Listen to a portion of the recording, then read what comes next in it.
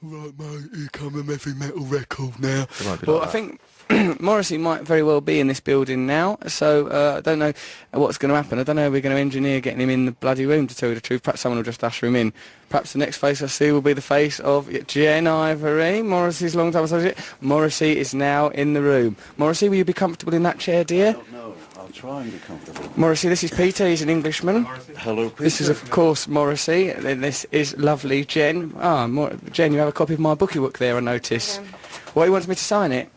Right, okay, well... I'd like you to sign it. I'll do whatever you like, I mister. would never say want. I would say I would like you to sign it. Why would you not use want? It's a bit of an aggressive word. I'm not pushy. I'm not pushy. Come close to the microphone if you don't mind, Morrissey. Far be it from me to instruct you to do anything.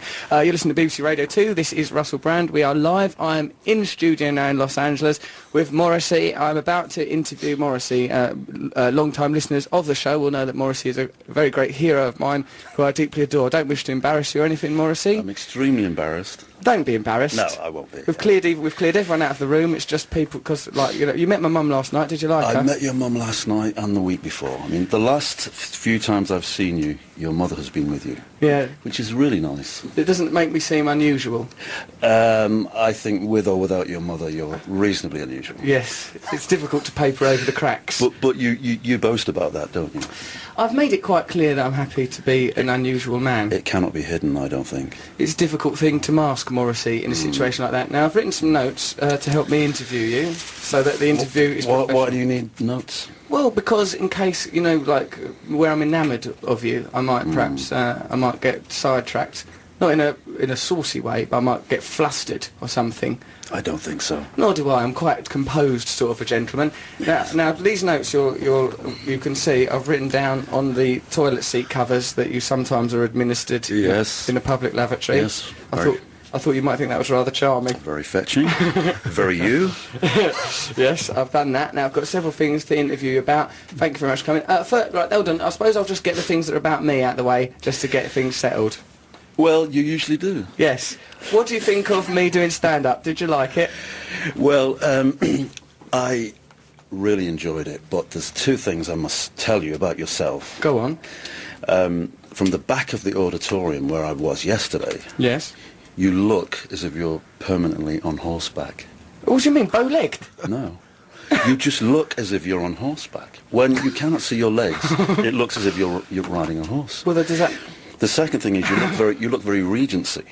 Regency, you say? Yes. So, hold on, both of those observations sound to me like I look rather elegant. Very elegant, yes, yes. That was the third point that I wasn't going to mention. The elegance. Yes. A Regency gentleman perpetually on the back of an horse, looking all elegant. What a show. But you've had an incredible few weeks in this town. It's been all right, hasn't it? And you've exploded. Yeah. Yes. Kind of well. I've got on, not in that way. My friend Matt Morgan is also on the wireless with us. You will only be able to hear him if you put on headphones, Morrissey, which I frankly wouldn't recommend doing. He won't make any worthwhile contributions. Well, then I won't do that then. But does this mean for you it's goodbye to Sidcup? Yeah. Why do you think I sounded like I phoned up Morrissey the other day and spoke to him. He'd just awoken at it was about 10 o'clock in the morning, which makes you sound a bit lazy. Yes. And you said that I sound like I'm from Sidcup on the phone. Yes, exactly. Why? I mean, can it be denied? I think See? Peter, you're just going along with Morrissey because of his charisma. Yeah, do you know what my... If I may ask a question, I mean, Please. now that you're exploding in this country, I mean, Jay Leno was fantastic. Thank you. I mean, be proud, walk tall. I shall.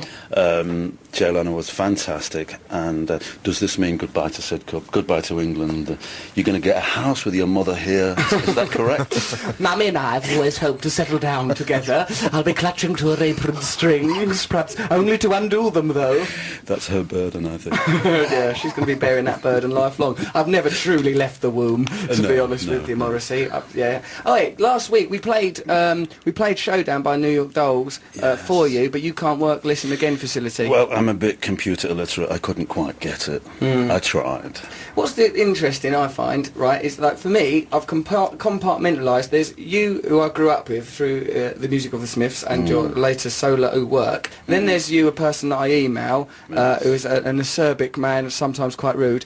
Then there's you, who I meet up with, who you have the demeanour of a member of a European royal family. Like yesterday after the show when you came backstage to see us, sort of like, that's why I couldn't shake that woman's hand, even though I'd been doing stand-up about social awkwardness, because like Morrissey introduced me to his friend Sarah, and he went, Russell, this is Sarah, like that, and I just went, all right, just stood there, and then he went, this is Sarah, and had to push me towards her from my spine and lifted out my arm to shake hands like I was a flesh puppet. Well, sometimes, you know, there's certain situations where I think you do need a slight push. I often need a bit of a shove in the right direction. Well, I think you get that. Now, on the off chance that there's actual genuine fans of you listening to this show thinking, oh, he's not doing a proper interview, now here is what might be described as a proper interview coming up right now. This is the Russell Brand Show. You're listening to Radio 2. Here's a proper interview with Morrissey.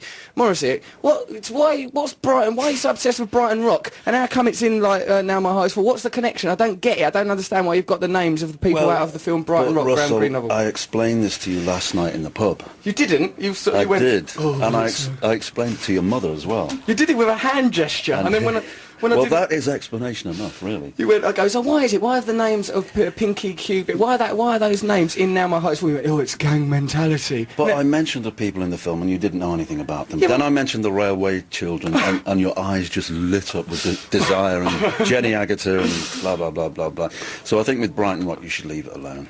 Well, all right, I'm going to surprise you, Morrissey. I happen to know that the character of Pinky, played by Richard Attenborough in the film Brighton Rock, was based on a real gangster around Clerkenwell, some 17-year-old Italian lad. Did you know about that? No. There you are, then. So aren't I clever? But how do we know that's true, though? Because my mate John Rogers told me, and there you go. Then. He's never given me a bum steer. Jennifer, can we argue with Mr. Rogers? I should. No, I know we can. You can't query his word. John Rogers resigned. John Rogers. He resigned from his job at the National Film Theatre. He resigned from his job? Resigned. Perhaps that was my nerves. He resigned from his job at the National Film Theatre, where he was an usher, and in his resignation email, he wrote as the subject heading, "Frankly, Mr. Shankly." Isn't that charming? Oh, that's... I might burst out crying. Yeah? Do you mind? Oh, go on, have a little weep, why don't you? That would be nice.